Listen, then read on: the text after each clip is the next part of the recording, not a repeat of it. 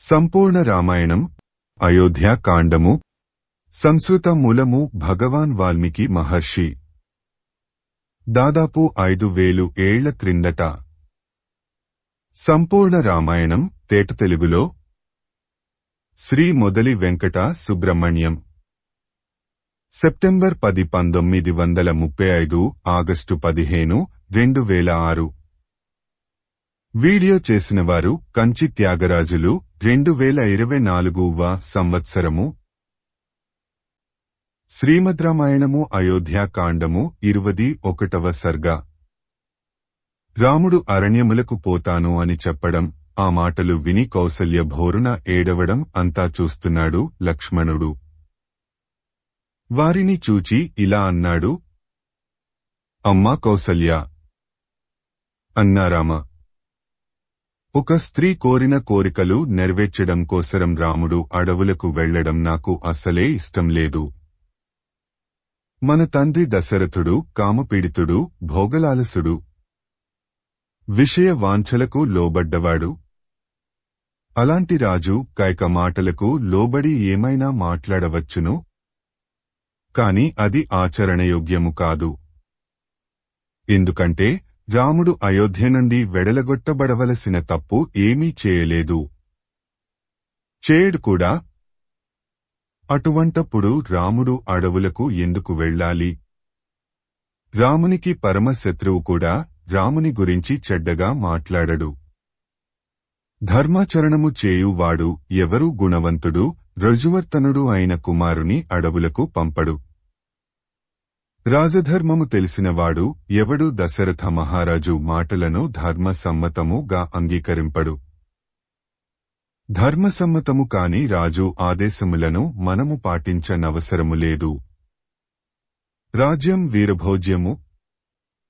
నాకు అనుమతి ఇవ్వండి, బలప్రయోగంతో రాజ్యము స్వాధీనము చేసుకుంటాను. ఎవరు అడ్డు వస్తారో చూస్తాను.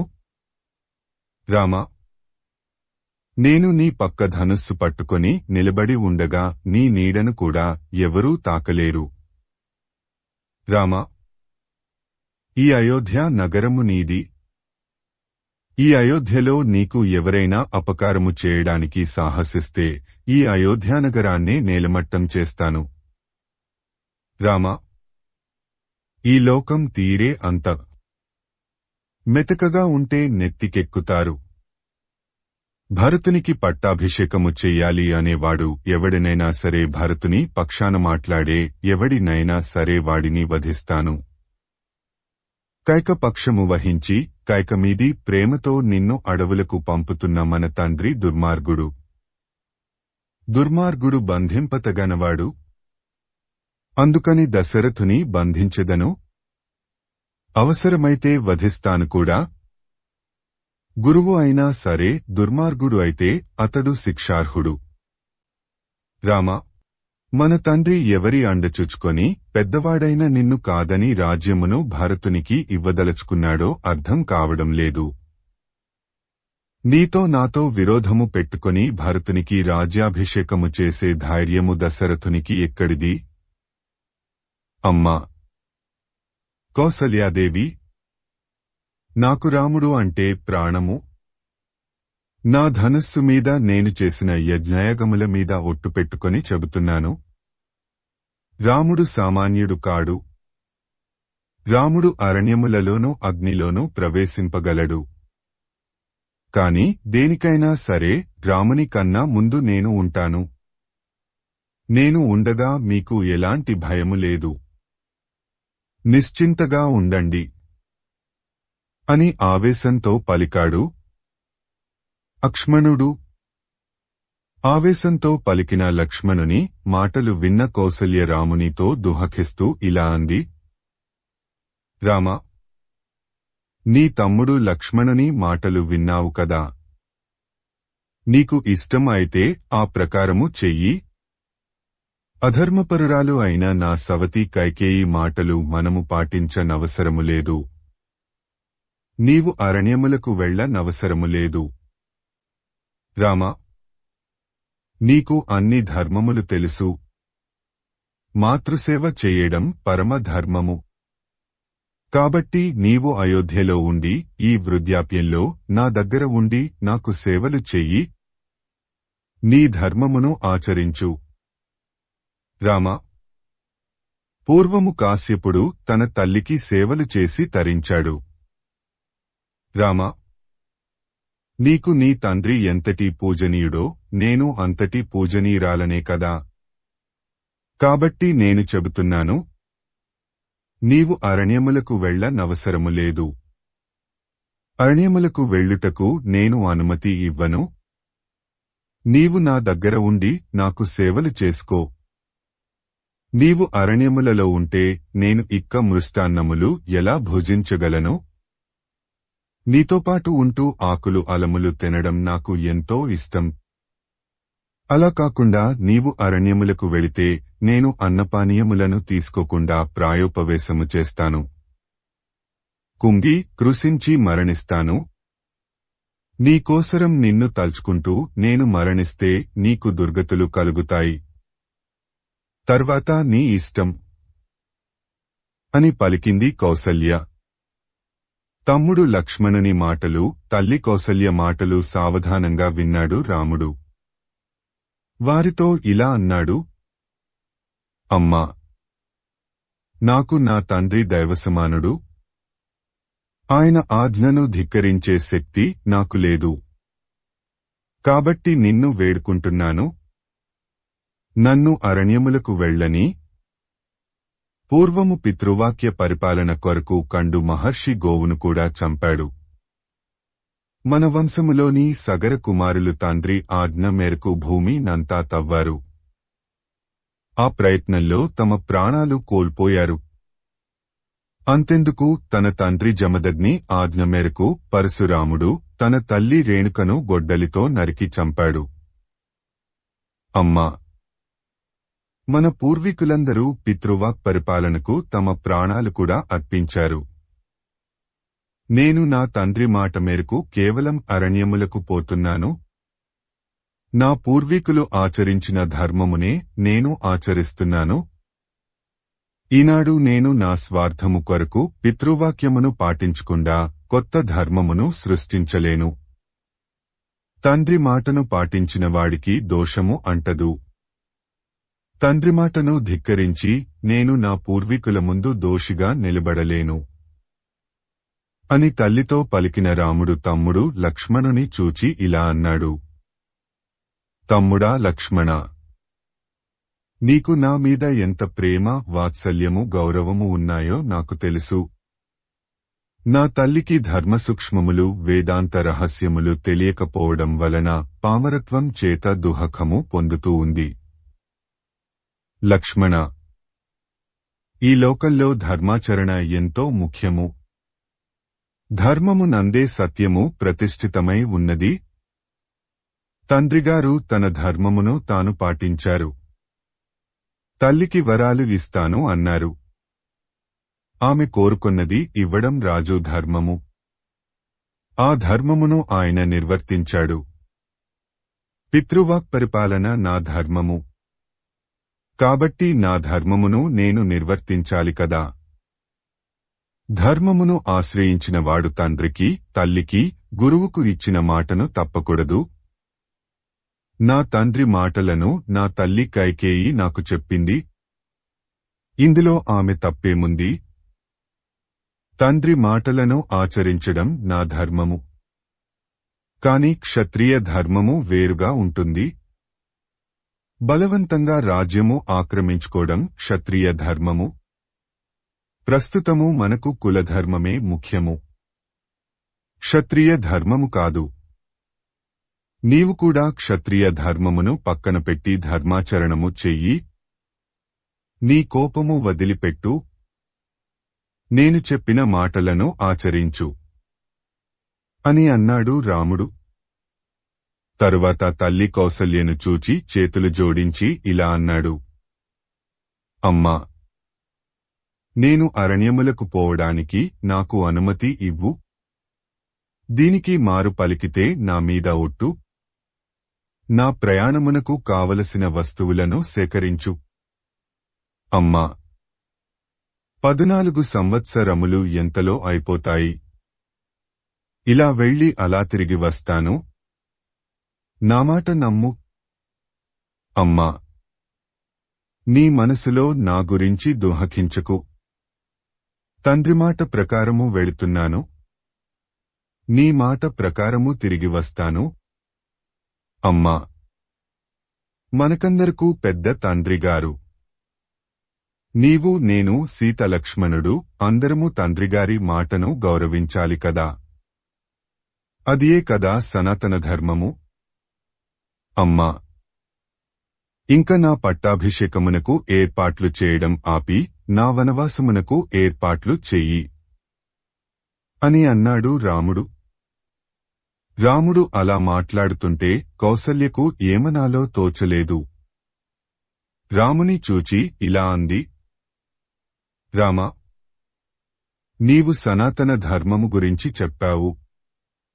సనాతన ధర్మములో తండ్రి మాటకు ఎంత విలువ ఇవ్వాలో తల్లి మాటకు అంతే విలువ ఇవ్వాలి కదా. కాబట్టి నేను చెబుతున్నాను, నీ తల్లి మాట ప్రకారము నీ తల్లిని విడిచి నీవు వెళ్ళవద్దు. నన్ను దుఃఖముల పాలు చెయ్యవద్దు. నేను నీకు తల్లిని, గురువును. నేను నీకు వనములకు పోవడానికి అనుజ్ఞ ఇవ్వను. నీవు వెళ్ళడానికి వీలు లేదు. రామా, నీవు లేని ఈ బ్రతుకు నిరర్థకము. నేను చచ్చి స్వర్గానికి వెళ్ళినా అక్కడ లభించే అమృతము కూడా నీకు సాటిరాదు. నీవు ముహూర్తకాలము నా ఎదుట ఉంటే చాలు, ఏ స్వర్గసుఖములు దానికి సమానం కావు. రామా, నన్ను విడిచి వెళ్ళకు అంటూ దీనంగా ఏడుస్తున్న తల్లిని చూచి రాముని మనస్సు ద్రవించిపోయింది. ఆమెను ఎలా ఓదార్చాలో తెలియలేదు రామునికి. అందుకని లక్ష్మణుని చూచి ఇలా అన్నాడు, లక్ష్మణ, నీవు కూడా తల్లిగారితో చేరి నన్ను ఆపడానికి ప్రయత్నం చేస్తున్నావు. ఇది ధర్మమా? తల్లిగారు చూడు ఎలా పరితపిస్తూ ఉందో. ఆమెను ఓరడించాల్సింది పోయి ఆమెను, నన్ను నీ మాటలతో బాధపెట్టావు. లక్ష్మణ, అర్థకామములు ధర్మ సమ్మతము లైనప్పుడే అవి మంచి ఫలములను ఇస్తాయి. అందుకని అర్థకామముల కంటే ధర్మమునకే ప్రాధాన్యము. ధర్మాచరణము అత్యంత ఆవశ్యకము. మనము ఎల్లప్పుడూ ధర్మసమ్మతములైన పనులను చేయడంలోనే ఆసక్తి కలిగి ఉండాలి. కేవలము అర్థము, కామముతో కూడిన పనులను చేయడం వలన రాగద్వేషములు ప్రబలుతాయి. అవి ధర్మపరులకు మంచివి కావు. మన తండ్రి వృద్ధుడు, మనకు పూజ్యుడు. ఆయన కామ ప్రకోపంతో గాని కోపంతో గాని మనలను ఒక పని చెయ్యమని చెప్పినప్పుడు అది ధర్మం కాదు అని మనం నిరాకరించడం ధర్మాచరణము అనిపించుకోదు. కేవలము దుష్టులు మాత్రమే అలా చేస్తారు. లక్ష్మణ, మన తండ్రిగారు నీకు, నాకు తండ్రి, గురువు, దైవము. అలాగే మన తల్లిగారికి ఆయన భర్త. భర్త మాట భార్యకు శిరోధార్యము. కాబట్టి మనందరికీ దశరథ మహారాజు ఆజ్ఞను పాటించడం తప్ప మరో మార్గము లేదు. పైగా తన భర్త అయిన దశరథ మహారాజు గారు జీవించి ఉండగా భర్తను వదిలిపెట్టి తల్లిగారు నా వెంట అడవులకు ఎలా రాగలరు? అది ధర్మము కాదు అని తల్లి వంక తిరిగి, అమ్మ, నాకు అరణ్యములకు వెళ్ళుటకు అనుమతి ఇవ్వు. 14 సంవత్సరముల తరువాత నేను క్షేమంగా అయోధ్యకు తిరిగి రావాలని నన్ను ఆశీర్వదించు.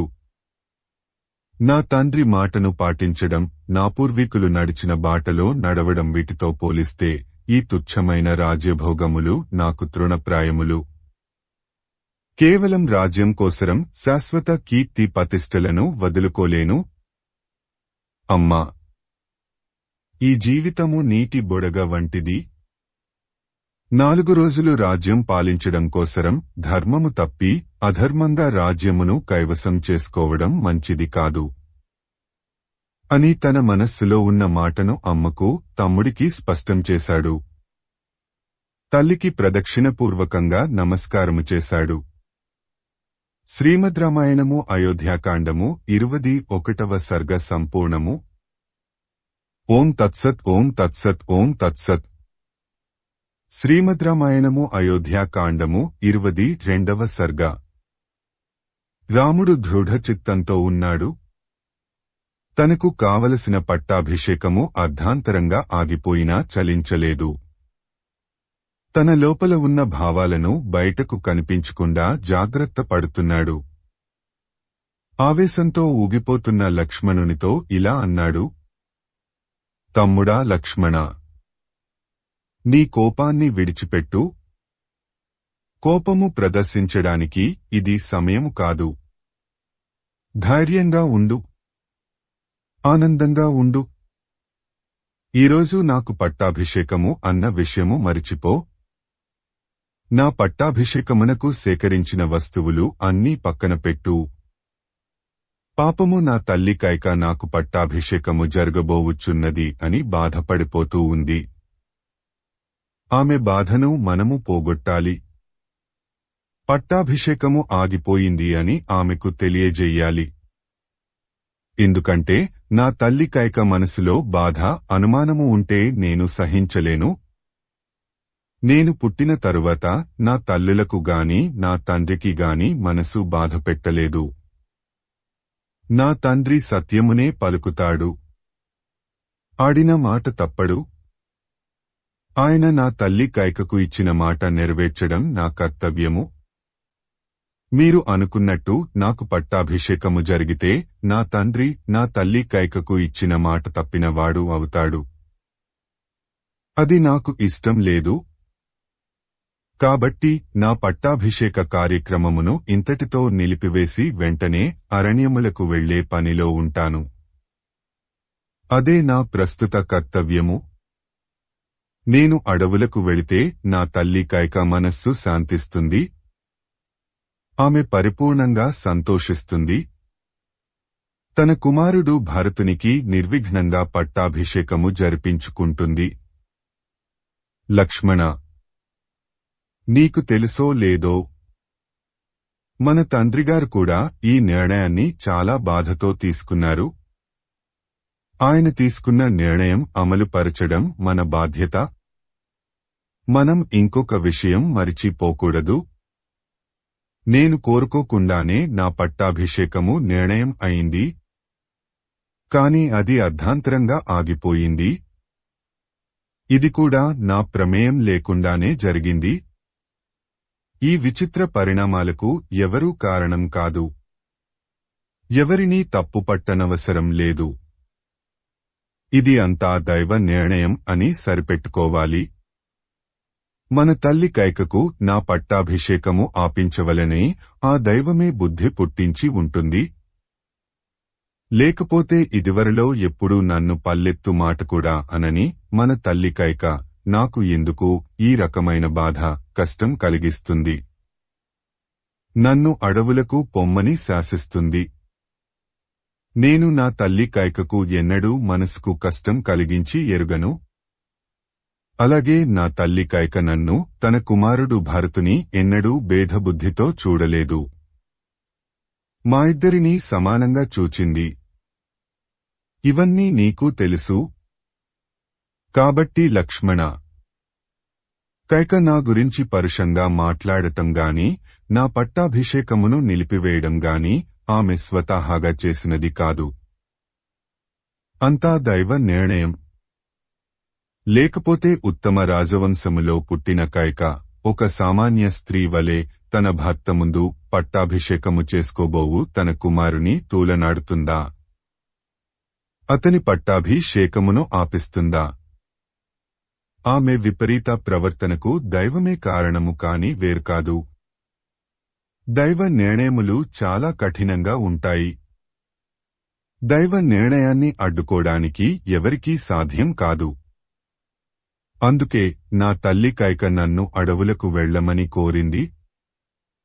ఆ దైవ నిర్ణయాన్ని అమలు పరచడం నా కర్తవ్యం. దైవము ఎలా నడిపిస్తే అలా నడవడం మన కర్తవ్యం. అలాంటి దైవ నిర్ణయానికి ఎవడు ఎదురీదగలడు? లక్ష్మణ: మనము ఏదో చేస్తున్నాము, ఏదో సాధిస్తున్నాము అని అనుకుంటాము. అది పొరపాటు. మనకు అనుదినము కలిగే సుఖదుఃఖాలు, భయము, క్రోధము, లాభనష్టాలు, ఉండటం, లేకపోవడం, ఇవి అన్నీ దైవ నిర్ణయం బట్టి జరుగుతూ ఉంటాయి. మానవుల ప్రమేయము ఏమీ లేదు. పూర్వము ఇంద్రియములను జయించాము అని చెప్పుకొన్న మహారుషులు కూడా దైవ ప్రేరితులై కామ కోరికలకు లోబడి తమ తపస్సులను నాశనం చేసుకున్నారు. ఏదైనా ఒక పని మనము సంకల్పించినప్పుడు ఆ పని పూర్తి కావచ్చే సమయంలో ఏదైనా అడ్డు తగిలితే దానిని దైవనిర్ణయంగానే భావించాలి. కాబట్టి ఇంకొంచెం సేపటిలో జరగబోవు నా పట్టాభిషేకము ఏ కారణం చేతనైనా ఆగిపోయింది అంటే అది దైవ నిర్ణయమే గాని వేరు కాదు. నా పట్టాభిషేకము ఆగిపోయినందుకు నాకు ఎలాంటి దుఃఖము లేదు. నేను బాధపడటం లేదు. నీవు కూడా నీ మనసులో ఉన్న బాధను తీసి వెయ్యి. వెంటనే పట్టాభిషేకమునకు జరుగుచున్న పనులను నిలిపివెయ్యి. లక్ష్మణ: నా పట్టాభిషేకము కొరకు సముద్రముల నుండి పవిత్ర పుణ్య నదీనదముల నుండి తెచ్చిన నీటితో నేను రేపటి నుండి గడపబోవు తాపస వ్రతమునకు దీక్షా స్నానం చేస్తాను. అయినా వద్దులే. ఎక్కడెక్కడి నుంచో అతి కష్టం మీద తెచ్చిన ఈ పుణ్య నదీజలములు నాకు ఎందుకు?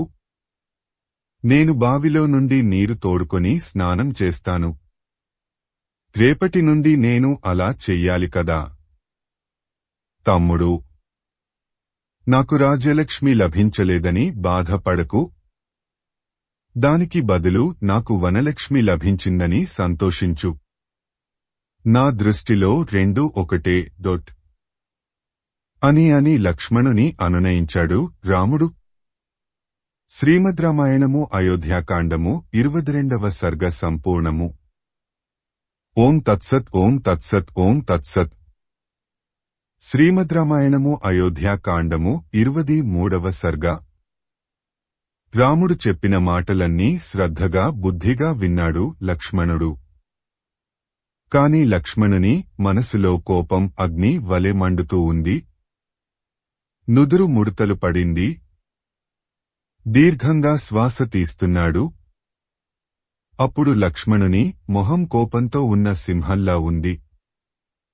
రాముని మొహంలోకి సూటిగా చూడలేక క్రీగంటితో చూస్తూ ఇలా అన్నాడు: అన్నయ్యా, కేవలము తండ్రి మాటను పాటించడం కోసం ఏమైనా చెయ్యాలనో, తండ్రి మాటను ధిక్కరిస్తే లోకము ఏమనుకుంటుందో అనే భయంతోనూ నీవు అరణ్యములకు పోవడం అంత బాగాలేదు. పైగా దైవనిర్ణయము అంటున్నావు. దైవము ఇలా చేస్తుందా? దైవానికి ఒకరి మీద కోపము, మరొకరి మీద ద్వేషము ఎందుకుంటుంది? కాబట్టి దీనిని దైవనిర్ణయము అనడానికి వీలులేదు. ఇదంతా కుయుక్తితో కైక ఆమె మాటలకు తలుపిన దశరథుడు చేసిన కుతంత్రము. ముందు వారిద్దరినీ అనుమానించాలి. కైక దశరథుడు పైకి ధర్మములు బోధిస్తూ లోలోపల నీకు అపకారము చేస్తున్నారు.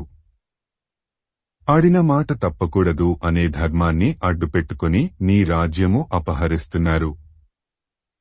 ఇది అధర్మము. ఇది నీకు అర్థం కావడం లేదు. నా ఉద్దేశంలో కైక, దశరథుడు కలిసి ఆడిన నాటకము. లేకపోతే ఎన్నడో ఇస్తాను అన్న వరములు ఇప్పుడు కోరడం ఏమిటి? అసలు దశరథుడు వరాలు ఇస్తాను అని కైకకు మాట ఇచ్చాడు అని ఎవరికి తెలుసు? ఒకవేళ వరాలు ఇచ్చివుంటే ఇన్నాళ్లు ఎందుకు ఊరుకుంటాడు? ఎప్పుడో తీర్చి ఉండేవాడు కదా. కాబట్టి కైక ఈ వరాలు కోరడం, వాటిని ఈ సమయంలో అడగడం, రాజు ఇవ్వడం అంతా బూటకం. నిన్ను అడ్డు తొలగించుకోవడానికి దశరథుడు, కైక కలిసి ఆడుతున్న నాటకము. నీవు జ్యేష్ఠుడవు. రాజ్యము జ్యేష్ఠునికే చెందుతుంది. అది లోక ధర్మము. కాబట్టి నీవు అరణ్యములకు వెళ్లడం నేను సహించను. నన్ను మన్నించు.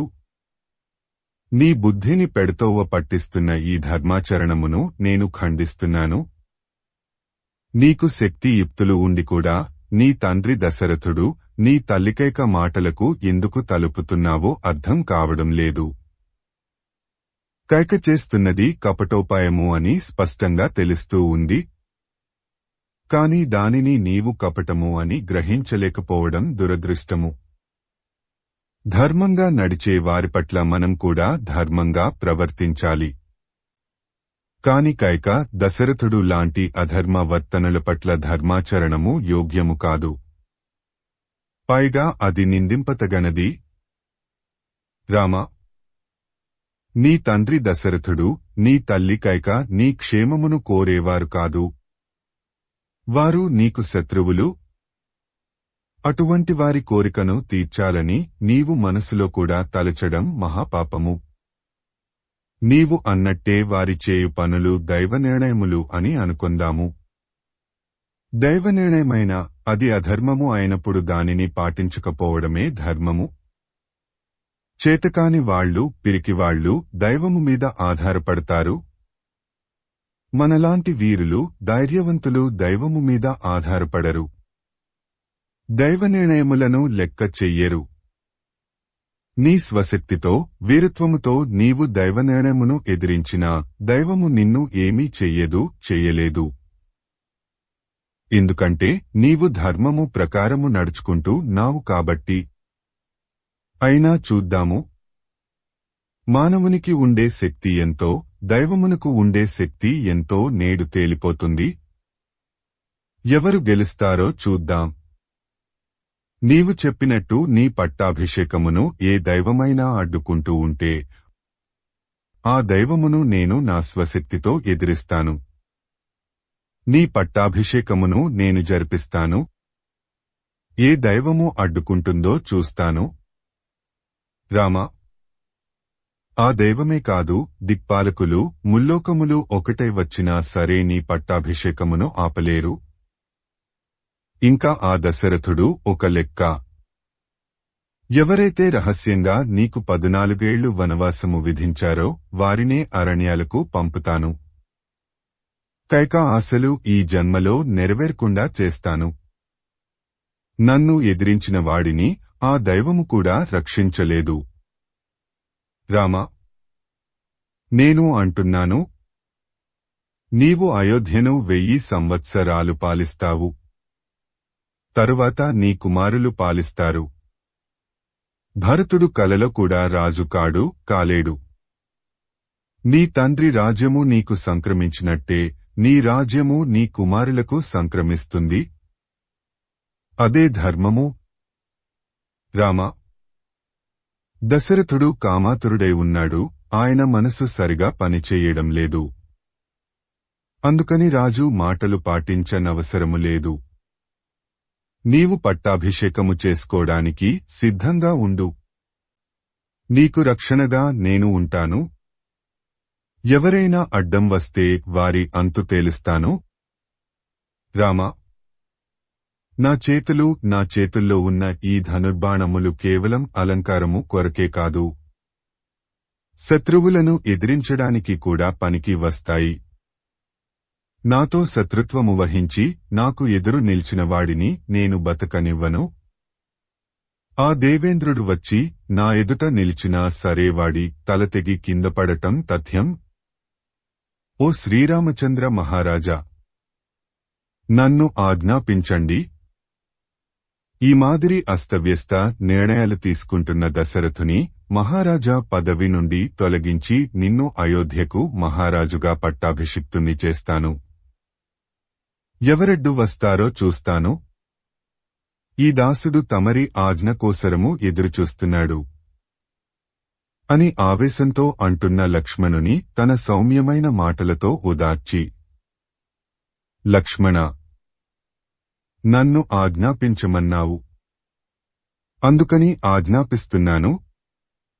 నీకు నాకు తండ్రి మాటను పాటించడమే ధర్మము. ఇదే నా నిర్ణయము అని స్థిరంగా పలికాడు రాముడు. శ్రీమద్ రామాయణము అయోధ్యాకాండము 20వ సర్గ సంపూర్ణము. ఓం తత్సత్ ఓం తత్సత్ ఓం తత్సత్. శ్రీమద్ రామాయణము అయోధ్యాకాండము 24వ సర్గ. రాముని నిశ్చయమును విని కౌసల్య తల్లడిల్లిపోయింది. ఆమెకు నోట మాట రాలేదు. రాబోవు చీకటి రోజులను తలచుకొని తల్లడిల్లిపోయింది. రామా, ప్రతిదినము ముష్టాన్నములు భుజించుటకు అలవాటు పడ్డవాడికి అడవులలో మున్యాశ్రమములలో వారు ఇచ్చు ఆకులు దుంపలు పండ్లతో ఎలా జీవిస్తావయ్యా? ఎందుకంటే అయోధ్యలో నీ సేవకులు కూడా నీ కన్నా మెరుగైన భోజనము చేస్తుంటారు కదా. నీవు అడవులలో కందమూలములు ఎలా తిని బతుకుతావు? రామా, నీవంటి సద్గుణములు కలవాడిని ప్రీతిపాత్రుడిని నిర్దయగా రాజు అరణ్యములకు పంపుతున్నాడే, ఇంక మాలాంటి వారిగతి ఏమిటి? రామా, నీవు వెళ్లిన తరువాత అయోధ్యలో ఉండటానికి మాకు భయంగా ఉంది. రామా, నీవు చెప్పినది సత్యము. నీలాంటివాడినే అరణ్యములకు పంపడానికి అనుకూలించిన విధి ఎంత బలమైనదో ఇప్పుడు తెలుస్తూ ఉంది. నీవు వెళ్లిన తరువాత నాకు ఇంక శోకమే మిగిలింది. ఆ శోకాగ్నిలో నేను దగ్ధం అవడం తథ్యం. అందుకే రామ, నన్ను కూడా నీ వెంట తీసుకొని పో. నీవు ఎక్కడ ఉంటే అదే నాకు రాజమందిరము. పద పోదాము అని రాముని వెంట వెళ్లడానికి కౌసల్య ఉద్యుక్తురాలైంది. తన కోసం శోకిస్తున్న తల్లి కౌసల్యను చూచి రాముడు ఇలా అన్నాడు. అమ్మా, అన్నీ తెలిసిన నీవే ఇలా మాట్లాడితే నేనేమి అనగలను? నీకు తెలుసుగదా, కైక తండ్రి గారిని తన చెప్పుచెతల్లో ఉంచుకొని తన ఇష్టం వచ్చినట్టు ఆడిస్తూ ఉంది. ఇంక నువ్వు కూడా ఇక్కడ లేకపోతే తండ్రిగారి పరిస్థితి ఏమిటి? ఆయన బాగోగులు ఎవరు చూసుకుంటారు? నీవు కూడా తండ్రిగారిని విడిచిపెట్టి నాతో అరణ్యములకు వస్తే తండ్రిగారు జీవించడం కల్లా. కాబట్టి నీవు తండ్రిగారిని చూచుకుంటే ఇక్కడే ఉండాలి. పైగా నీ వంటి పతివ్రత భర్తను వదిలిపెట్టి అరణ్యములకు పోవడం అత్యంత క్రూరమైన పని. అది నీ వంటి సౌశీల్యవతులకు తగని పని. ఒక భార్యగా జీవితాంతము భర్తకు సేవ చేయడం నీ కర్తవ్యము, ధర్మము. కాబట్టి నీవు ఇక్కడే ఉండి నీ ధర్మమును పాటించమని చేతులు జోడించి ప్రార్థిస్తున్నాను అన్నాడు రాముడు. రాముని మాటలకు కౌసల్య బదులు చెప్పలేకపోయింది. రామా, నీవు చెప్పినట్టే చేస్తాను అని మాత్రం అనగలిగింది. తల్లి మాటలకు రాముడు సంతోషించాడు. అమ్మా, నా తండ్రి దశరథుడు మహారాజు మనకందరికీ పూజనీయుడు. మనలనందరినీ ఆజ్ఞాపించగల సమర్థుడు. ఆయన ఆజ్ఞలను పాటించడం మన అందరి కర్తవ్యము.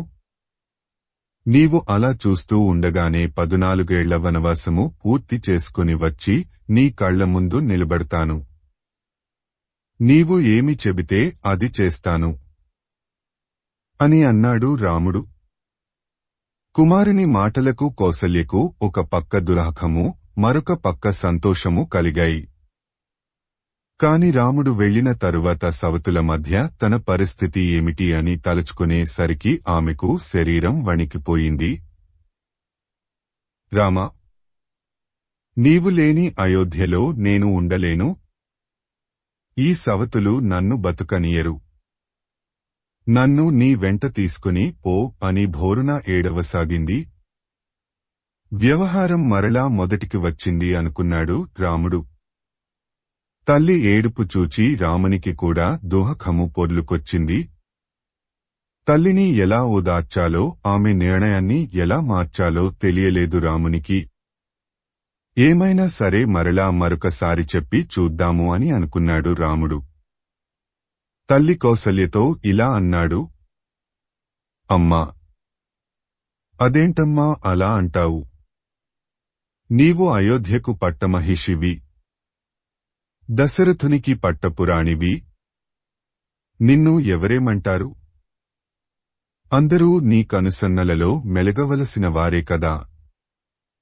పైగా మహారాజు గారు నే వెంటనే ఉంటారు.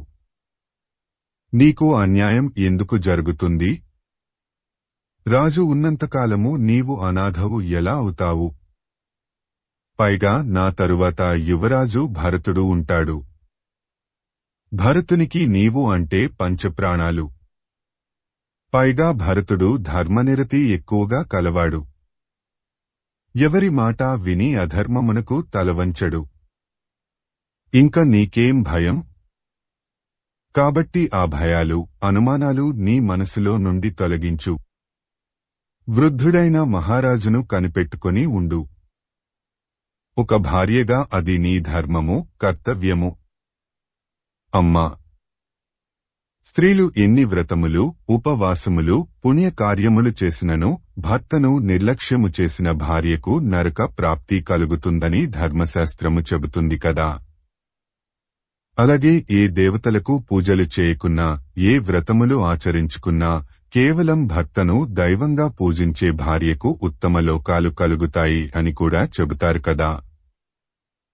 భర్తకు అనుకూలవతిగా ఆయనను జీవితాంతం విడిచిపెట్టకుండా ఉండటం భార్యకు పరమధర్మము అని వేదములు, శాస్త్రములు, శృతులు, స్మృతులలో చెప్పబడింది కదా. అమ్మా, నీవు అయోధ్యలో ఉండి తండ్రిగారిని సేవించుకుంటూ నా క్షేమం కోసం వ్రతాలు, పూజలు చేస్తూ బ్రాహ్మణులను పూజిస్తూ ఉంటే నేను అరణ్యాలలో ఏ బాధ లేకుండా క్షేమంగా ఉంటానమ్మా. నీవు చేసే పూజలు, వ్రతాలు నన్ను సదా ఆపదల నుండి రక్షిస్తూ ఉంటాయమ్మా. నీవు ఇలా చేశావనుకో ఈ 14 ఏళ్లు ఇట్టే గడిచిపోతాయి. నేను ఇక్కడ లేని లోటు నీకు తెలియదు. నేను వచ్చిన తరువాత నీవు ఎలా చెబితే అలా చేస్తాను అని తల్లిని బుజ్జగించాడు రాముడు. కౌసల్య కొడుకు మాటలకు మారు మాటాడలేకపోయింది. కళ్ళు తుడుచుకొంది. రామా, విధి బలీయమైంది. అంతకన్నా నీ నిశ్చయము బలమైంది. దానిని ఎవరూ మార్చలేరు. నీవు అరణ్యములకు క్షేమంగా వెళ్ళిరా. నీకు నా దీవెనలు ఎప్పుడూ ఉంటాయి. నీకు సదా క్షేమము కలుగుగాక. నీవు వచ్చిన తరువాత నా దుఃఖములు అన్నీ తొలగిపోతాయి అనే ఆశతో నీ రాక కోసం 1000 కళ్లతో ఎదురుచూస్తూ ఉంటాను.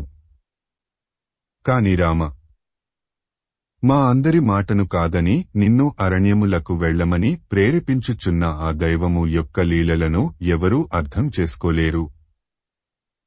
రామా, నీ 14 ఏళ్ల వనవాసము ఒక్కరోజులో గడిచిపోయి ఈరోజే నీవు వనముల నుండి తిరిగి వచ్చే రోజు అయితే ఎంత బాగుంటుంది అని ఆశాభావంతో పలికింది కౌసల్య. తనకు నమస్కరించిన రామునికి సదా మంగళం కలగాలని మనసారా ఆశీర్వదించింది. శ్రీమద్ రామాయణము అయోధ్యాకాండము 24వ సర్గ సంపూర్ణము. ఓం తత్సత్. ఓం తత్సత్. ఓం తత్సత్. శ్రీమద్ రామాయణము అయోధ్యాకాండము 25వ సర్గ. మనసు దిటవు పరుచుకున్న కౌసల్య కళ్ళు తుడుచుకొని, ముఖం కడుక్కొని, పాదప్రక్షాళనము చేసుకొని ఆచమనము చేసి రామునికి మంగళకరమైన పనులు చేయుటకు ఉపక్రమించింది. రామా, నిన్ను అడవులకు వెళ్లకుండా ఆపుటకు సర్వవిధాలా ప్రయత్నించాను. కాని నీ పట్టు విడవకున్నావు. నాయనా రామా, ధర్మం తప్పకుండా మంచి మార్గములో నడుస్తూ వనవాసము పూర్తి చేసుకుని త్వరగా ఈ తల్లి వద్దకు చేరుకో. నీకు సదా శుభం కలుగుతుంది. రామా, నీవు ఏ ధర్మ పరిరక్షణ కొరకు అరణ్యములకు వెళుతున్నావో ఆ ధర్మమే నిన్ను సదా రక్షిస్తూ ఉండునుగాక. రామా, నీవు దేవాలయములకు వెళ్లి సమస్త దేవతలకు ప్రణామం చెయ్యి. ఆ దేవతలే నిన్ను సదా కాపాడుదురుగాక. నీకు విశ్వామిత్ర మహర్షి ఇచ్చిన అస్త్రములు శస్త్రములు నిన్ను సదా కాపాడుగాక. రామ, నీవు నమ్ముకున్న సత్యము, నీవు ఇప్పటి వరకు చేసిన మాతృసేవ పితృసేవ నిన్ను రక్షించునుగాక. ఓ రామ, మంగళకరములైన సమిధలు దర్భలు అగ్నిహోత్రము దైవ సన్నిధి నిన్ను అనునిత్యము రక్షించుగాక. ఈ ప్రకృతిలోని వృక్షములు నదులు పక్షులు క్రూరమృగములు సరీసృపములు నీకు ఎలాంటి హాని చేయకుండా నిన్ను సదా కాపాడుగాక. ఓ రామ, సిద్ధులు సాధ్యులు గంధర్వులు విశ్వేదేవతలు మరుత్తులు మహర్షులు బ్రహ్మదేవుడు విధి సూర్యుడు దేవేంద్రుడు లోకపాలకులు నీకు సదా మేలు చేయుదురుగాక. ఓ రామ, నీకు కాలము ఋతువులు పక్షములు మాసములు సంవత్సరములు రాత్రింబగళ్ళు సుముహూర్తములు నిన్ను కంటికి రెప్పలాగా కాపాడుగాక. ఓ రామ, స్మృతులు శృతులు బృహస్పతి సప్తఋషులు నారదుడు చంద్రుడు కుమారస్వామి నిన్ను దయతో కాపాడుదురుగాక. నీ అరణ్యవాస కాలములో దిక్కులు నిన్ను సదా కాపాడుగాక. అరణ్యములలో ఉన్న పర్వతములు కొండలు గుహలు భూమి ఆకాశము స్వర్గము నక్షత్రములు గృహములు వాటి అధిష్టాన దేవతలు నిన్ను రాత్రింబగళ్ళు 2 సంధ్యవేళల్లో కాపాడుదురుగాక. నీవు అరణ్యములలో ఉన్న ప్రతిదినము మాసము సంవత్సరము నీకు సదా సుఖమునిచ్చుగాక. నీ అరణ్యవాస కాలములో సమస్త దేవతలు దైత్యులు నిన్ను కాపాడుదురుగాక. నీ వనవాస కాలములో నీకు రాక్షసుల నుండి రుద్రులు పిశాచముల నుండి క్రూరమృగముల నుండి నీకు భయము లేకుండుగాక. అరణ్యములో ఉన్న కోతులు తేళ్లు పాములు ఇతర కీటకములు అలాగే సింహములు పులులు ఏనుగులు ఇతర మాంసాహార జంతువులు నిన్ను బాధించకుండా ఉండుగాక. ఆకాశంలోనూ భూమి మీద ఉండే సమస్త దేవతలు నీకు శుభం కలిగించుగాక. నీకు శత్రుభయం లేకుండుగాక. రామ, అనునిత్యము నేను పూజించే విష్ణువు మహేశ్వరుడు పంచభూతములు నవగ్రహములు నా పూజలకు సంతసించి నిన్ను సదా రక్షింతురుగాక అని కౌసల్య సమస్త దేవతల రక్షలను రామునికి అందించింది. సమస్త దేవతలకు పూజలు చేసింది. బ్రాహ్మణుల చేత హోమములు చేయించింది. మంగళాచరణము చేయించింది. హేమము చేసిన బ్రాహ్మణులకు సంతృప్తిగా దక్షిణలు ఇచ్చింది. కౌసల్యకు ఇంకా తృప్తి కలగలేదు. తాను స్వయంగా మంగళాచరణము చేయసాగింది. ఓ రామ, వృత్రాసుర సంహార సమయంలో ఆ దేవేంద్రునికి కలిగిన మంగళము నీకు కలుగుగాక. పూర్వము అమూతము తీసుకురావడానికి వెడుతున్నప్పుడు గరుత్మంతునికి అతని తల్లి వినత చేసిన మంగళాశాసనము నీకు కలుగుగాక. వామనావతారములో విష్ణువు 3 అడుగులు కొలిచినప్పుడు విష్ణువునకు కలిగిన మంగళము నీకు కలుగుగాక అని రాముని తలమీద అక్షతలు వేసి ఆశీర్వదించింది కౌసల్య. విశల్యకరణి అనే ఓషధిని రామునికి రక్షగా కట్టింది. కౌసల్య ఇవన్నీ చేస్తూ ఉంది కాని లోపల దుహకము పొర్లుకొస్తూ ఉంది. బలవంతాన అణుచుకుంటూ ఉంది. రామ, నీవు వనవాసకాలమును అతి త్వరగా పూర్తి చేసుకుని తిరిగి వచ్చి రాజ్యాధికారమును చేపట్టు. నన్ను నీ భార్య సీతను సంతోషపెట్టు. రామ, శుభంగా వెళ్ళిరా. నేను నిత్యము పూజించే శివుడు విష్ణువు మహర్షులు సమస్త దేవతలు నిన్ను సదా రక్షించుదురుగాక అని కళ్ల నిండా నీళ్లు నిండగా కౌసల్య రామునికి వీడ్కోలు పలికింది. రాముడు కూడా తల్లి కౌసల్యకు భక్తితో ప్రదక్షిణము చేసి పాదాభివందనము చేసి ఆమె దగ్గర సెలవు తీసుకుని సీత ఉన్న మందిరమునకు వెళ్లాడు. శ్రీమద్ రామాయణము అయోధ్యాకాండము 25వ సర్గ సంపూర్ణము. ఓం తత్సత్ ఓం తత్సత్ ఓం తత్సత్. శ్రీమద్ రామాయణము అయోధ్యా కాండము 26వ సర్గ. తల్లి కౌసల్య నుండి ఆశీర్వాదములు పొందిన రాముడు అక్కడ నుండి బయలుదేరాడు. ఇంక వనవాసమునకు వెళ్లడానికి మనస్సును సిద్ధం చేసుకుంటున్నాడు. కౌసల్య మందిరము నుండి బయటకు వచ్చాడు. రాత్రి శాతి అంతా ఉపవాసము చేసి జాగరణ చేసిన సీత ఉదయము రాముని రాకకై ఎదురుచూస్తూ ఉంది. పట్టాభిషేక ముహూర్తము సమీపిస్తూ ఉంది. కాని రాముడు ఇంకా రాలేదు. కారణం ఏమై ఉంటుంది అని తనలో తాను తర్కించుకుంటూ ఉంది. ఇంతలో రాముడు సీత ఉన్న మందిరములోకి ప్రవేశించాడు. రాముని ముఖంలో కనపడుతున్న బాధను, వ్యధను చూచి సీత మనస్సు కలత చెందింది. అప్పటిదాకా తనలో ఉన్న బాధను అతి కష్టం మీద అణిచిపెట్టుకున్న రాముడు సీతను చూడగానే ఇంక తట్టుకోలేకపోయాడు. రాముని ముఖంలో కనిపిస్తున్న బాధను చూచి సీత, ప్రభూ, ఏమి జరిగింది? ఎందుకు మీరు మనసులో బాధపడుతున్నారు? ఈరోజు పుష్యమి నక్షత్రము, తమరి పట్టాభిషేకము జరుగురోజు. వశిష్ఠులవారు సుముహూర్తము నిశ్చయించినారు కదా. ఆనందముగా ఉండక ఎందుకు మీరు బాధతో విలవలలాడిపోతున్నారు? ఎంతటి విపత్కర సమయంలో కూడా తమరి ముఖంలో మాయని చిరునవ్వు ఈ సంతోష సమయంలో మాయమగుటకు కారణమేమి? కాబోయే యువరాజును స్తుతించుటకు నియమింపబడ్డవంది మాగధులు కనపడటం లేదు. ఏమి కారణము? ఇంకనూ పట్టాభిషేకము జరగలేదా? తమరి తలమీద మంగళకరమైన తేనె, పెరుగు బ్రాహ్మణులు అభిషేకించలేదా? తమరి వెంట అమాత్యులు, జానపదులు ఎందుకు అనుసరించి రాలేదు?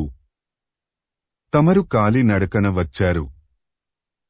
పట్టాభిషేక చిహ్నముగా అలంకరించిన రథము ఏమైనది? మీరు వస్తూ ఉంటే మీ ముందు నడవవలసిన మదగజము కనపడటం లేదు. అసలు తమరి ముఖంలో పట్టాభిషేకము చేసుకొనబోవు రాకుమారుడి సంతోషము, ఆనందము కనబడటం లేదు. కారణమేమి? అని పరి విధాల ప్రశ్నల వర్షం కురిపించింది సీత. దానికి రాముడు ఇలా బదులు చెప్పాడు. ఓ సీతా, నా తండ్రి నన్ను అరణ్యవాసమునకు వెళ్లమన్నాడు. నీకు ధర్మములు అన్నీ తెలుసు కదా. ఈ విపరీత పరిణామము ఎందువల్ల సంభవించినదో వివరంగా చెబుతాను విను. నా తండ్రి దశరథ మహారాజు నిత్యసత్యవ్రతుడు. ఎన్నడూ ఆడిన మాట తప్పడు. నా తండ్రి నా తల్లి కైకకు పూర్వము 2 వరములు ఇచ్చాడట. నా పట్టాభిషేక వార్త విన్న కైక నా తండ్రిని ఆ 2 వరములు ఇవ్వమని కోరింది. అందులో మొదటి వరము నేను 14 సంవత్సరములగు అరణ్యవాసము చెయ్యాలి. రెండవ వరము నాకు మారుగా భరతునికి యౌవరాజ్య పట్టాభిషేకము జరగాలి. దానికి నా తండ్రి సమ్మతించాడు. నా తండ్రి ఆజ్ఞ మేరకు నేను వనవాసమునకు పోవుచున్నాను. ఈ మాట నీతో చెప్పిపోదామని వచ్చాను. నేను లేని సమయములో నీవు చాలా జాగ్రత్తగా ఉండాలి. యువరాజు భరతుని ముందు నా గురించి గాని, నా గుణగణముల గురించి గాని నీవు మాట్లాడకూడదు. ఎందుకంటే రాజులు తమ ముందు ఇతరులను పొగడటం సహించలేరు. ఇంకొక మాట, నిన్ను పోషించవలసిన బాధ్యత భరతునికి లేదు. నీవు భరతునికి అనుకూలంగా ఉన్నంతకాలమే నీవు ఇక్కడ క్షేమంగా, నిశ్చింతగా ఉండగలవు. నా తండ్రి దశరథుడు వంశపారంపర్యముగా జ్యేష్ఠునికి చెందవలసిన రాజ్యమును భరతునికి ఇచ్చాడు. కాబట్టి నీవు నీ మామగారు దశరథునికి, యువరాజు భరతునికి అనుకూలంగా నడుచుకోవాలి. చాలా జాగ్రత్తగా ఉండాలి. నేను వనవాసము వెళుతున్నాను. నీవు ధైర్యంగా ఉండు. నేను లేని సమయములో నీవు వ్రతములు, ఉపవాస వ్రతములు చేస్తూ ఉండు. నీవు పొద్దుటే లేచి పూజాదికములు అయిన తరువాత నా తండ్రి దశరథునికి నమస్కరించడం మర్చిపోవద్దు. నా తల్లి నీ అత్తగారు వృద్ధురాలు అయిన కౌసల్య నేను అడవులకు వెడుతున్నాను అని కృంగి కృశించి పోవుచున్నది. ఆమె యోగక్షేమములు చూడటం నీ ధర్మము. ఆమెను గౌరవించు. నా తల్లి కౌసల్య ఒకతే కాదు, నా తల్లులందరూ నీకు పూజనీలే. వారినందరినీ గౌరవించు. నా తమ్ములు భరతుడు శత్రుఘ్నుడు నీకు సోదర సమానులు మరియు పుత్ర సమానులు. వారిని తగురీతిగా ఆదరించు. పైగా భరతుడు ఇక్ష్వాకు కులమునకు అయోధ్యకు రాజు. అతని మీద పగ ద్వేషము పెంచుకోకు. సాధారణంగా రాజులు తమను సేవించేవారిని ఆదరిస్తారు, లేకపోతే ద్వేషిస్తారు. కాబట్టి భరతుని నువ్వు ఒక రాజుగా ఆదరించు. నీ ధర్మమును నువ్వు నిర్వర్తించు. ఈ 14 సంవత్సరములు నువ్వు అయోధ్యలోనే ఉండు. నేను వనవాసమునకు పోతున్నాను అని మనసు కష్టపెట్టుకోకు. ధైర్యంగా ఉండు. నన్ను సంతోషంగా అరణ్యములకు సాగనంపు అని అన్నాడు రాముడు. శ్రీమద్ రామాయణము అయోధ్యాకాండము 26వ సర్గ సంపూర్ణము. ఓం తత్సత్ ఓం తత్సత్ ఓం తత్సత్. శ్రీమద్ రామాయణము అయోధ్యాకాండము 27వ సర్గ. రాముని మాటలు విన్న సీతకు చిరుకోపం వచ్చింది. ఏమిటండి మీరు మాట్లాడేది? నాకు ఏమీ అర్థం కావడం లేదు. కేవలం హాస్యానికి అంటున్నారా? నన్ను ఆట పట్టించడానికి అంటున్నారా? హాస్యానికైనా ఒక హద్దు ఉంటుంది కదా. మీ నోటి నుండి రావాల్సిన మాటలేనా ఇవి? ఒకవేళ అరణ్యానికి వెళ్లాల్సి వస్తే మీరు మాత్రమే అరణ్యములకు పోవడం ఏమిటి? ఎందుకంటే తల్లి, తండ్రి, సోదరుడు, సంతానము, కోడళ్లు వారందరూ వారి వారి పూర్వజన్మ కర్మలను మాత్రమే అనుభవిస్తారు.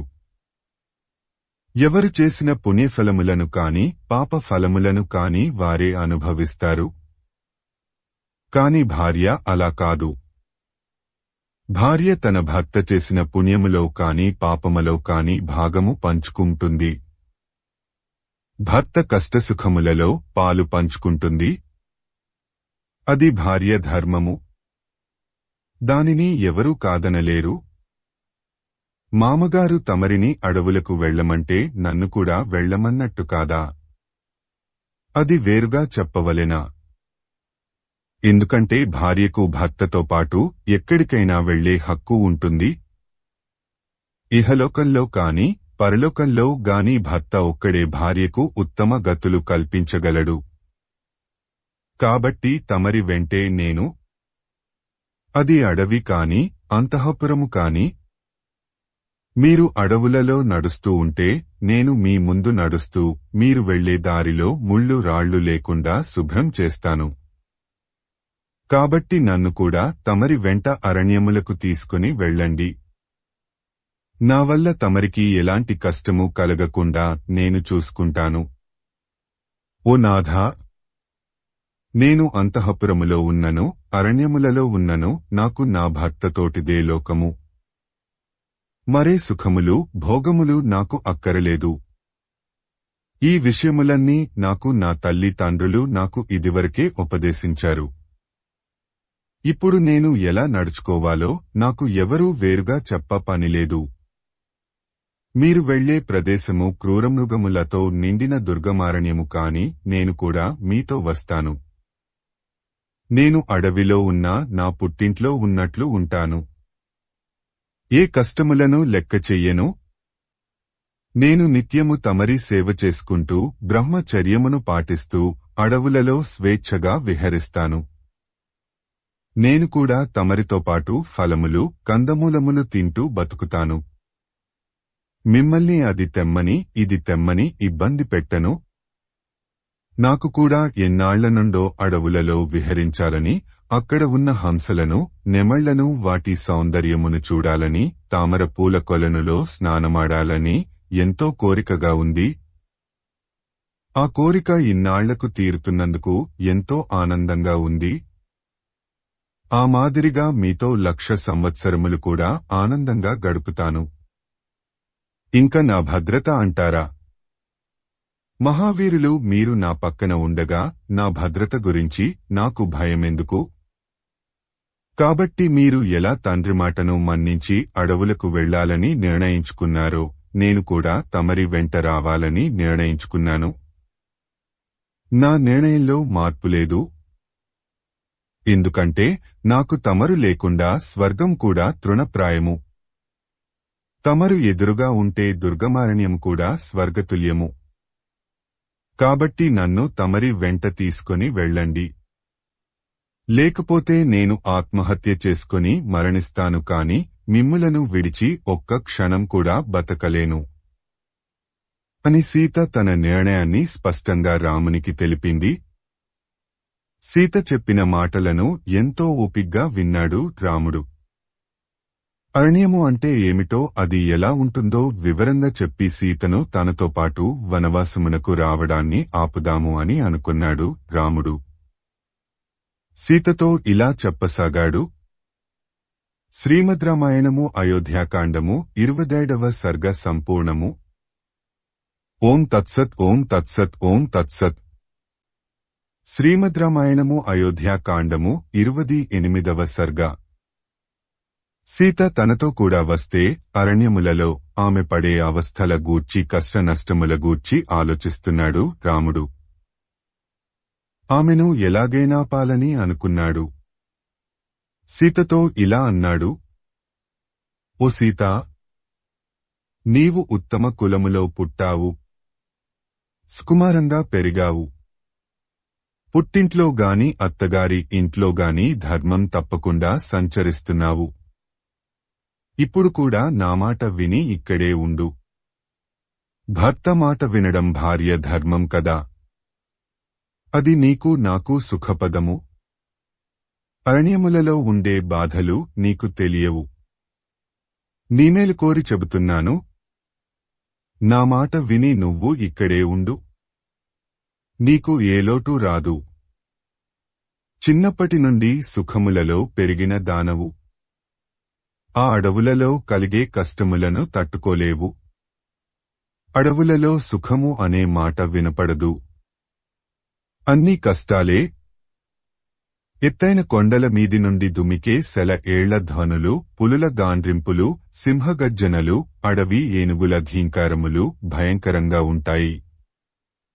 అడవులలో సంచరించు క్రూరమృగములు మానవులను చూడగానే మీద పడతాయి. వాటి బారి నుండి తప్పించుకోవడం చాలా కష్టం. పైగా నగరములలో ఉన్నట్టు అడవులలో రాచ మార్గములు ఉండవు. అన్నీ ముళ్ళు రాళ్లతో నిండిన ఖాళీ మార్గములే. పైగా తాగడానికి మంచి నీరు కూడా దొరకదు. తినడానికి తిండి దొరకదు.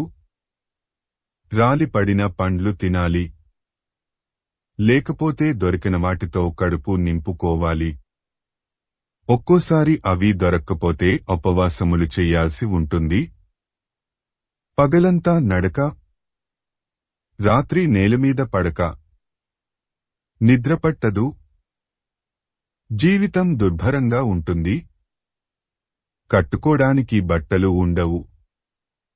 నారుచీరలు, ఆకులు కట్టుకోవాలి. వనవాసవ్రతములో ఉన్నవారు నిత్యము దేవతలను, పితరులను, అతిథులను పూజించాలి. 3 పూట్లా స్నానం చెయ్యాలి.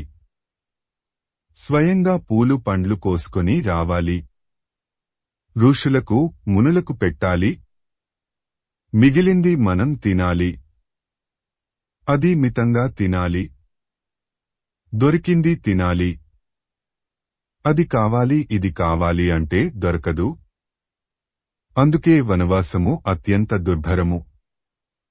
నీవు చేయలేవు. ఇంకా సీత, వనవాస సమయములో మనము ప్రకృతి వైపరీత్యములను తట్టుకోవాల్సి ఉంటుంది. పెనుగాలులు, వర్షాలు, గాఢాంధకారమైన చీకటి, ఆ చీకట్లో సంచరించే వివిధ రకాలైన విషము చిమ్మే పాములు, దీనికి తోడు భయంకరమైన ఆకలి దప్పులు, సకాలమునకు దొరకని ఆహారము, ఇవన్నీ అంతులేని బాధలు. వనవాసములో కలుగుతాయి. వాటిని నీవు తట్టుకోలేవు. వీటికి తోడు వ్యాధులు కలిగించు కీటకములు, దోమలు, భయంకరమైన విషపూరితములైన తేళ్లు, స్వేచ్ఛగా సంచరించు అరణ్యములలో నీవు ఒక్క క్షణమైనా ఉండలేవు. అరణ్యములలో నివసించువారు కామ, క్రోధములను విడిచిపెట్టి మనసును తపస్సుమీదనే లగ్నం చేయాలి. భయము అనే మాటను మనసులోకి రానియకూడదు. అది నీ బోటి దానికి సాధ్యం కాదు. కాబట్టి నీ వంటి సుకుమారికి అరణ్యవాసము యోగ్యము కాదు. నీవు ఇచ్చటనే వ్రతములు, ఉపవాసములు చేస్తూ నా క్షేమమును కోరుతూ ఉండు. నేను క్షణములో వనవాసమును పూర్తి చేసుకుని నీ చెంత వాలుతాను అని వనవాసములోని కష్టనష్టముల గురించి వివరంగా చెప్పాడు రాముడు. శ్రీమద్ రామాయణము అయోధ్యాకాండము 28వ సర్గ సంపూర్ణము. ఓం తత్సత్ ఓం తత్సత్ ఓం తత్సత్. శ్రీమద్ రామాయణము అయోధ్యాకాండము 29వ సర్గ. రాముడు తనను వనములకు తీసుకుపోవడానికి సుముఖంగా లేడని తెలిసిన సీత దుహకంతో ఇలా అంది. నాథా, వనవాసములో కష్టములు ఉండక సుఖాలు ఉంటాయా? ఎన్ని కష్టనష్టములు ఉన్ననో, ఎన్ని భయానక దృశ్యములు ఉన్ననో అవన్నీ తమరి ప్రేమ ప్రవాహములో కొట్టుకుపోతాయి కాని నాకు కష్టము కలిగించవు. తమరి సన్నిధిలో నేను నిరంతరము సుఖసంతోషాలతో ఉంటాను కాని ఏమాత్రం దుహకము చెందను. నాథా, మీరు చెప్పిన క్రూరమృగములు అన్నీ తమరిని చూడగానే అల్లంత దూరముననే పారిపోవును గాని మనలను ఏమి చేయవు. తమరు పెద్దల ఆదేశము మేరము అరణ్యములకు వెళుతున్నారు. నేను కూడా తమరి వెంట వస్తాను. లేకపోతే ఇప్పుడే ఇక్కడే ప్రాణత్యాగము చేస్తాను. తమరు నా పక్కనుంటే సాక్షాత్తు ఇంద్రుడు కూడా నా వంక తేరిపారచూడలేడు. అదీ కాకుండా భార్యకు భర్తతోడిదే జీవితము, భర్త లేనిదే భార్య బతుకజాలదు అని తమరే కదా నాకు బోధించినది. అదీ కాకుండా నాథా, నాకు చిన్నప్పుడు జ్యోతిష్కులు నా జాతకము చూచి నాకు వనవాసక్లేశము ఉన్నది అని చెప్పారు. కాబట్టి నేను తప్పక వనవాసము చేయాల్సి ఉంది. ఆ మాటలు విన్నది మొదలు ఎప్పుడెప్పుడు వనవాసమునకు వెళదామా అని నా మనసు ఉత్సాహపడుతూ ఉంది. ఆ కోరిక ఇన్నాళ్లకు తీరుతూ ఉంది. అది మీ వెంట వనవాసము చేయడం నాకు ఎంతో ఆనందదాయకము. కాబట్టి నన్ను కూడా తమరి వెంట అరణ్యములకు తీసుకుని వెళ్ళండి. నాథా, మీరు చెప్పినట్టు అరణ్యవాసములో ఎన్నో దోహకములు ఉంటాయి. కాని అవి అన్నీ అధైర్యపరులకు కాని తమరి వంటి ధీరోదాత్తులకు కాదు కదా. అవునండోయ్, మరిచిపోయాను. నేను మిథిలలో ఉండగా ఒకరోజు ఒక భిక్షుకు కూడా నా జాతకములో వనవాసము రాసిపెట్టి ఉన్నదని జోస్యము చెప్పినది. అవి అన్నీ ఇప్పుడు నిజము అవుతున్నాయి. నాడు జ్యోతిష్కుడు చెప్పినప్పటి నుండి, భిక్షుకి చెప్పినప్పటి నుండి ఎప్పుడెప్పుడు వనవాసమునకు వెళదామా అని ఉత్సాహంతో ఉన్నాను. కాబట్టి తమరి వెంట నన్ను కూడా వనములకు తీసుకుని వెళ్ళండి. ఏమండి ఏమండి, అక్కడ నేను మిమ్ములను ఎంతో ప్రేమగా చూచుకుంటానండి. మీరు ఎక్కడికి పోతే అక్కడకు వస్తాను. ఎందుకంటే నా భర్తయే నాకు దైవము. మీరు ఎక్కడ ఉంటే నేను అక్కడే కదా. ఒక్క వనవాసమే కాదు, మరణంలో కూడా నేను మిమ్ములను అనుసరించి వస్తాను. ఏనాడైతే తల్లి తండ్రులు తమ కుమార్తెను ఎవరికైతే మంతపూర్వకముగా ధారపోసారో ఆనాటి నుండి ఆమె అతనికి సహధర్మచారిణి అవుతుంది. మరణానంతరము కూడా ఆమె అతనినే అనుసరిస్తుంది అని వేదములు ఘోషిస్తున్నాయి కదా. ఆ వేదవాక్కును అనుసరించి మీరు ఎక్కడకు పోతే అక్కడకు నేను మిమ్ములను ఒక భార్యగా అనుసరిస్తాను. చివరకు మరణంలో కూడా. అది సరే. అసలు మీరు నన్ను ఎందుకు వద్దంటున్నారు? నేను మంచి దాననుగానా? నేను పతివ్రతనండి. పైగా మీ భక్తురాలను. సుఖదుహకములను సమంగా చూడగలిగిన నేర్పు కలదానను. మీ సుఖమే నా సుఖమని, మీ కష్టమే నా కష్టమని భావించే మనసు కలదానను. ఇవన్నీ మీకు తెలుసు కదా. అటువంటప్పుడు నన్ను వెంట తీసుకుని పోవడానికి ఎందుకు నిరాకరిస్తున్నారు? కాబట్టి నేను మీ వెంట వస్తాను. లేకపోతే ఇప్పుడు ఇక్కడే ప్రాణములు వదులుతాను అని నయనా భయానా బతిమాలింది సీత. సీత ఎన్ని చెప్పిననో అటువంటి సుకుమారిని వనములకు తీసుకుని పోయి ఆమెను కష్టముల పాలు చేయడం ఇష్టం లేని రాముడు ఆమె తన వెంట రావడానికి సుతరాము ఒప్పుకోలేదు. సీత కూడా తన పట్టు విడవలేదు. ఏడుపు మానలేదు. సీత ఏడుపు మాన్పడానికి, ఆమెను ఓదార్చడానికి, ఆమెను తనతో రాకుండా నివారించడానికి రాముడు శతవిధాలా ప్రయత్నిస్తున్నాడు.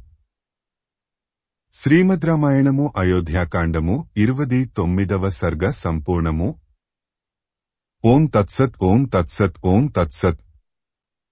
శ్రీమద్ రామాయణము అయోధ్యాకాండము 30వ సర్గ. రాముడు సీతను వనములకు రావద్దని ఎన్నో విధాలా నచ్చచెప్పబోయాడు. కాని సీత వినలేదు. పైగా సీతకు కోపం వచ్చింది. అప్పటిదాకా నయానా భయానా చెప్పింది. ఆఖరుకు చస్తానని బెదిరించింది. అయినా కాని రాముడు వినలేదు. ఇంక పతి భక్తి పక్కనబెట్టి రాముని దూషించడం మొదలు పెట్టింది. రామా, నీవు అసలు మగాడివేనా? కాదు. నీవు పురుష రూపంలో ఉన్న స్త్రీవి. పురుష రూపంలో ఉన్న ఒక స్త్రీని నా తండ్రి జనక మహారాజు కోరి కోరి అల్లుడుగా ఎలా చేసుకున్నాడో తెలియడం లేదు. కాని అంతలోనే సర్దుకుంది. నాథా, నాకు ఒక సందేహము. సూర్యునిలో తేజస్సు లేదు అని అన్నా ఈ లోకం ఒప్పుకుంటుందేమో గాని రామునిలో పరాక్రమము లేదు అంటే ఒప్పుకోదు కదా. ఎందుకంటే అది తిరుగులేని సత్యం కాబట్టి.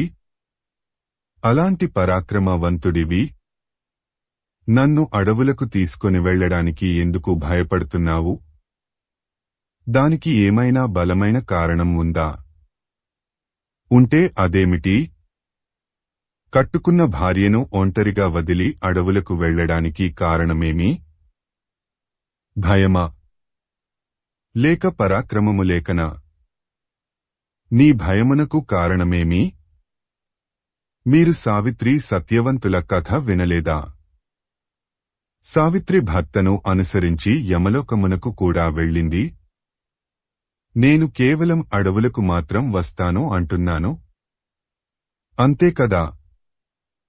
నాథా, నేను సామాన్య స్త్రీల వంటి దానను కాను. పరపురుషుని కన్నెత్తి కూడా చూడను. నేను ఇక్కడ ఒకరి పంచన బతకలేను.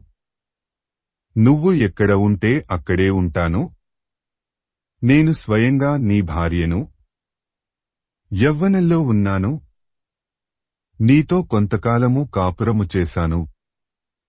అటువంటి నన్ను దిక్కులేని దాని మాదిరి పరాయి వాళ్ల ఇంట ఉంచడం ఉచితమా? నీవేమో తండ్రి మాటను అనుసరించి అడవులకు వెడుతున్నావు. నన్నేమో ఇక్కడ నీ తండ్రిని, తల్లిని, నీ తమ్ముడు భరతునికి విధేయురాలిగా ఉండమంటున్నావు. రామా, నీకు నీవారు ఎక్కువ కాని నాకు కాదు కదా. నాకు నా భర్త ఎక్కువ. ఎవరికోసరమో నేను నిన్ను విడిచి ఒంటరిగా అయోధ్యలో ఉండలేను. మీకు అన్నీ తెలుసు. అలాంటప్పుడు నన్ను ఒంటరిగా వదిలి వెళ్లడం ఉచితము కాదు. మీ సన్నిధిలో నాకు అరణ్యమైన స్వర్గమైన సమానమే. మీరు ఎక్కడ ఉంటే అదే నాకు రాజభవనము. నేను రాజభవనములో ఎలా ఉంటానో అరణ్యములో కూడా అలాగే ఉంటాను. మీతో కలిసి ప్రయాణము చేస్తుంటే నాకు ముళ్ళు కూడా పూల మాదిరి ఉంటాయి. అడవులలో ఉన్న దుమ్ము కూడా చందనముతో సమానమే. హాయిగా ఆకాశమే పందిరిగా పచ్చికబయళ్లే పూల పానుపుగా మీతో పాటు శయనించడం కన్నా రాజభవనములలో ఉన్న హంసతులికా తల్పములు ఎక్కువ సుఖాన్ని ఇవ్వవు. మీరు తీసుకుని వచ్చిన కందములములు ఫలములే నాకు పంచభక్ష్య పరమాన్నములు. నేను అడవులలో ఉన్నప్పుడు మా పుట్టింటి కాని నా తల్లిదండ్రులను గాని తలుచుకుని బెంగ పెట్టుకోను. నా వలన మీకు ఎలాంటి కష్టము కలగనీయను. నాకు అది కావాలి ఇది కావాలి అని అడగను. దొరికిన దానితో తృప్తిపడతాను. నాథా, మరలా చెబుతున్నాను, నాకు నీతోటిదే స్వర్గము. నీవు లేనిచోట నరకమే. కాబట్టి నన్ను తమరి వెంట తీసుకొని వెళ్ళండి. ఇన్ని చెప్పినా వినకపోతే నాకు మరణమే శరణ్యము. అంతేగాని అయోధ్యలో మీ శత్రువుల మధ్య ఉండలేను. ఎందుకంటే మీ వియోగముతో నేను కొంతకాలము తరువాత ఆయన కృంగి కృశించి చచ్చిపోతాను. అలాంటిది నీ ఎదుటనే చావడం మేలు కదా. ఒక్క క్షణమైనా మిమ్ములను విడిచి బతకలేని నేను 14 సంవత్సరములు మిమ్ములను విడిచి పరాయి పంచన ఎలా ఉంటాను అని అనుకుంటున్నారు అంటూ సీతారాముని కౌగిలించుకొని పెద్దగా ఏడవసాగింది. సీత కళ్ల నుండి కన్నీళ్లు ధారాపాతంగా కారుతున్నాయి. శరీరం వశం తప్పుతూ ఉంది. అలాగే రాముని చేతులలో నుండి కిందికి జారిపోయింది. రాముడు సీతను గట్టిగా పట్టుకున్నాడు. ఓదారుస్తున్నాడు. ఓ సీతా, ఎందుకీ ఏడుపు? నీవు ఇలా దోహకిస్తూ ఉంటే నాకు స్వర్గములో కూడా సుఖము లభించదు. నేను ఎవరికీ భయపడను, తుదకు ఆ బ్రహ్మదేవునికి కూడా. నేను నిన్ను సర్వవేళలా రక్షించుకొనుటకు సమర్థుడను. కాని నీ అభిప్రాయము తెలుసుకొనడానికి అలా అన్నాను. అలా కాకుండా నిన్ను నా వెంట అరణ్యములకు రమ్మంటే పురుషాహంకారముతో నేను నిన్ను శాసిస్తున్నాను అని నీవు నన్ను అపార్థము చేసుకునే అవకాశము ఉంది కదా. ఓ సీతా, నేను మాత్రము నిన్ను విడిచి క్షణమైనా బతుకగలనా? ఆ బ్రహ్మ మన ఇద్దరికీ వనవాసము చెయ్యమని రాసి పెట్టినట్టున్నాడు. అందుకే ఈ విపరీత పరిణామము. సీతా, ఇంక నేను వనవాసమునకు ఎందుకు వెడుతున్నానో వివరిస్తాను. పితృవాక్య పరిపాలన మా కులధర్మము. దానిని నేను పాటించి తీరవలెను. కారణములు ఏవైనా నా తండ్రి వాక్యము నాకు వేదవాక్కు. ఆయన మాటలు అనుసరించి నేను అడవులకు వెళుతున్నాను. ఒక కుమారుడిగా తల్లి తండ్రుల ఎడల నా ధర్మమును అతిమ్రించుటకు నేను ఇష్టపడను. నాకు నా తల్లి, తండ్రి, గురువు 3 లోకములతో సమానము. వీరి తరువాతే నాకు దేవుడు. నా తల్లి తండ్రుల సేవ కన్నా యజ్ఞయాగములు ముఖ్యము కావు. నా తండ్రి ఆజ్ఞను పాలించడంతోనే నాకు స్వర్గము, ధనము, ధాన్యము, విద్యా, సంతానము, రాజభోగములు లభించినట్టు భావిస్తాను. తండ్రి ఆజ్ఞను ధిక్కరించిన నాడు నాకు ఇవేవీ దొరకవు. మాతాపితరుల సేవతో నేను ఉత్తమ లోకములు పొందుతాను. ఎందుకంటే పితృవాక్య పరిపాలన మన సనాతన ధర్మము. నిన్ను నాతో పాటు అరణ్యములకు తీసుకుని పోయి కష్టముల పాటు చేయడం నాకు ఇష్టం లేదు. కాని నీ దృఢనిశ్చయము విని నిన్ను నాతో అరణ్యములకు రావడానికి అనుమతిస్తున్నాను. నా సహధర్మచారిణిగా నా వెంట అడవులకు రా. నీవు నాతో వస్తాను అని అనడం నాకు ఎంతో సంతోషాన్ని ఇచ్చింది. ఇటువంటి నిర్ణయం తీసుకుని మన వంశగౌరవము కాపాడావు. కాబట్టి సీత, మనకు వనవాసమునకు అవసరమైన ఏర్పాట్లు చెయ్యి. నిన్ను విడిచి నేను కూడా ఒక క్షణము కూడా ఉండలేను కదా. బ్రాహ్మణులకు దానధర్మములు చెయ్యి. వారికి భోజనము పెట్టి సంతృప్తి పరుచు.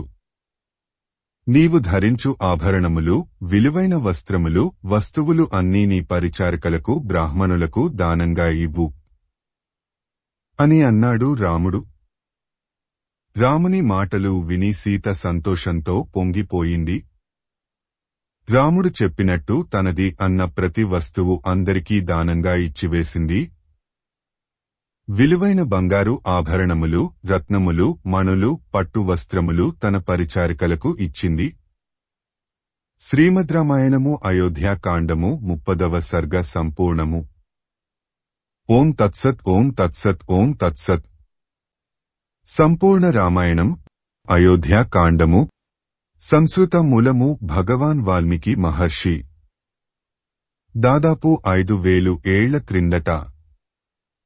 సంపూర్ణ రామాయణం తేట తెలుగులో Shri Modali Venkata Subrahmanyam. September 10, 1935, August 15, 2006. Video చేసినవారు కంచి త్యాగరాజులు. 2024వ సంవత్సరము